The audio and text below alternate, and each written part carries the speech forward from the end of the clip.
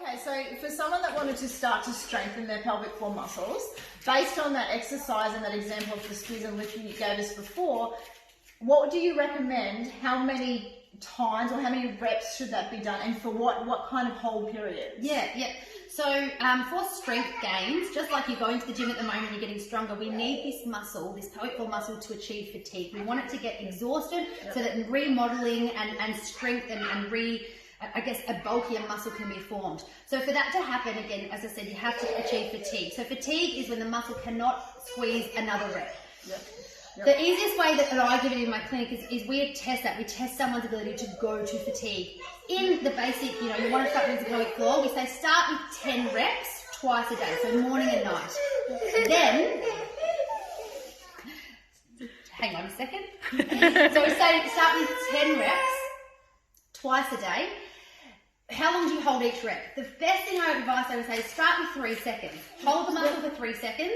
Do that 10 times. At the end, was that easy or was that hard? If it was easy, next time try for 4 seconds.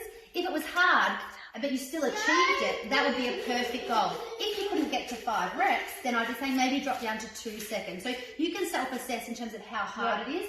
The other thing that's a good trick is that if you're doing the pelvic floor, your tummy shouldn't be working, your butt should be working, your legs should be working. So by the end, if you're finding you're pulling your tummy in, or you're tensing your butt, or you're tensing your legs, you're doing too much, and you're using too many tricking muscles, and therefore I'd be going down.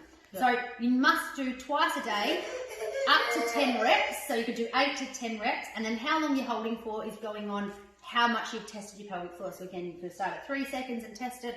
Some people can go for 10. It's not about, in saying that, strengthening is not about how long or how good that muscle is. It's about doing the right technique. So if you're doing 3-second holds and you're holding your breath and you're pulling your tummy in, it's probably not the best contraction. So again, even asking your trainers, can you check my technique on my pelvic floor? They can't see your pelvic floor, but they can see all the tricking muscles that are working incorrectly. And how does someone know when it's not working? Do they start to feel that the strength isn't there? Do they feel, can you explain how someone might know that maybe they're not getting the best rep? Yeah, absolutely. So we think of when you're doing a contraction, it needs to be a contraction and a let go. And so again, this is something I do teach all my clients, but if you want to assess this at home, if I'm saying hold for 3 seconds, and at the 10th rep, you can't feel a let go of that muscle must be already let go. So it's like doing a squat, and by the 3rd second, you're already standing. So if you're doing an incorrect rep, you're not feeling the let go, therefore it's too hard and you're not holding for as long. So it's already released effectively. Exactly. So you haven't held it. Yeah. And the other reasons it might be too hard or not doing it right is, again, what I said, those tricky movements. So breath holding or pulling your belly in, squeezing your butt, or tensing your legs. So in your pelvic floor exercise, you shouldn't be able to tell that I'm doing it. It's all internal. There's nothing from the outside that you can see. Yep. Okay. Yeah.